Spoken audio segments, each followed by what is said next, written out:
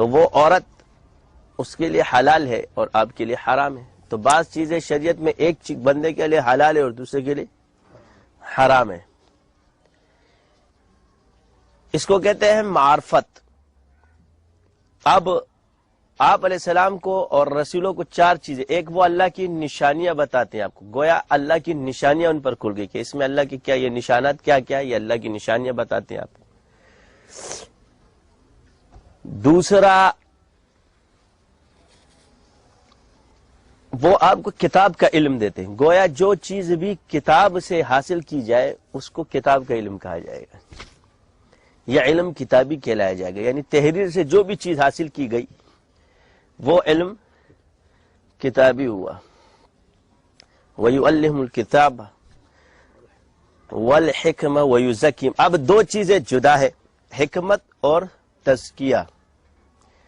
یہ کیفیاتی چیزیں، یہ کتابی نہیں ہے. تو آپ مطالعہ بھی اس کے بارے میں کر لیں گے تو جتنا بھی آپ کا مطالعہ وسیع ہو جائے آپ صوفی نہیں بن سکتے. یہ کتاب کے علم میں جائے گا کہ آپ کو معلومات ہو رہی ہے وَيُعَلِّمُ الْكِتَابَ وَالْحِكْمَ وَيُزَكِّيهِمْ، تو اس کے خلاف آپ چلتے جاؤ، یہ چیزیں اس میں جائیں گی اور اس کو کتاب کا ہی علم کیا جائے کیونکہ آپ اس کو کتاب سے حاصل کر رہے ہیں.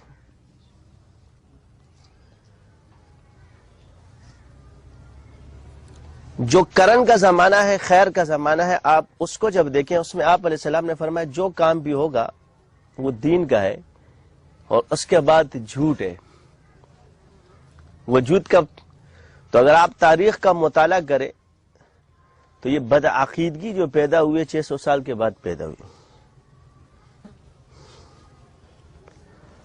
اس خیر کا دور، جب اب خیر کا دور اور شر کا دور کس کو کہا جاتا ہے؟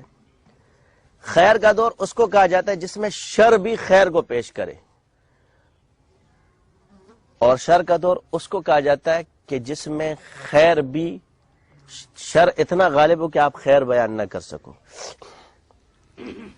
اس کو کہتے ہیں شر کا دور. گویا اس دور کے اندر آپ حق بات جب نہ کر سکو اس کو کہتے ہیں شر کا دور. تو وہ دور تھا حفاظت تھی، نحن نزلنا ذکر وإنا لہ لحافظون. اس میں اللہ نے جو کام لینے تھے، آپ دین سارا، تصوف اس وقت، تزکیہ اس وقت، حدیث کا علم اس وقت، فقہ کا علم اس وقت، یہ سارا ان دوروں کے اندر ہے.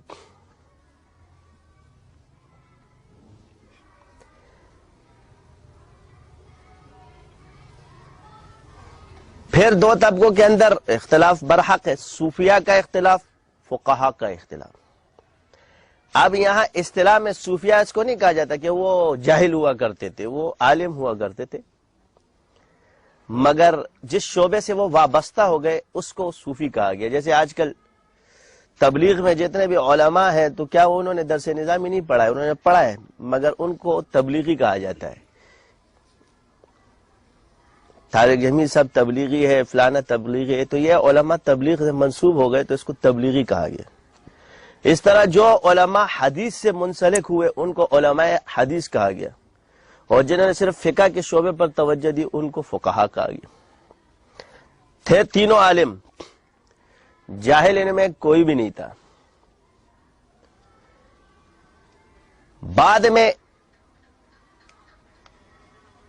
اب جی کیا ہے، کیونکہ تصوف کے معاملات ایسے ہیں کہ اس میں بعض اوقات ظاہری چیز جو ہے نا وہ نظر ایسے آتی ہے کہ خلاف شرع نظر آتی ہے، مگر باطن میں وہ عین شریعت ہوتا ہے.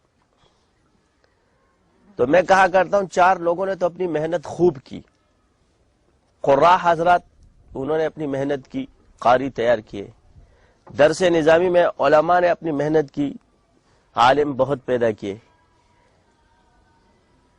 2 لوگوں نے اپنی محنت چھوڑ دی، اور وہ ہے صوفیہ اور علاج اور معالجے والوں. اس کی وجہ سے یہ نااہلوں کے ہاتھ میں آ گیا.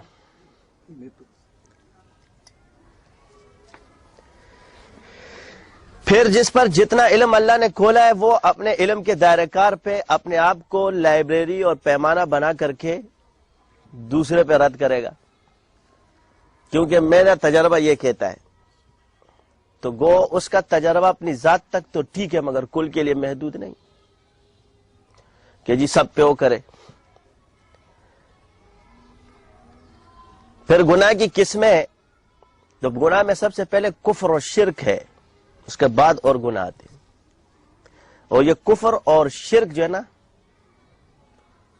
کب پیدا ہوتا ہے؟ جب وہ شریعت کی ایسی کسی بات کا انکار کرے جو کہ قرآن حدیث اس سے ثابت ہو، تو یہ کفر کہلائے گا۔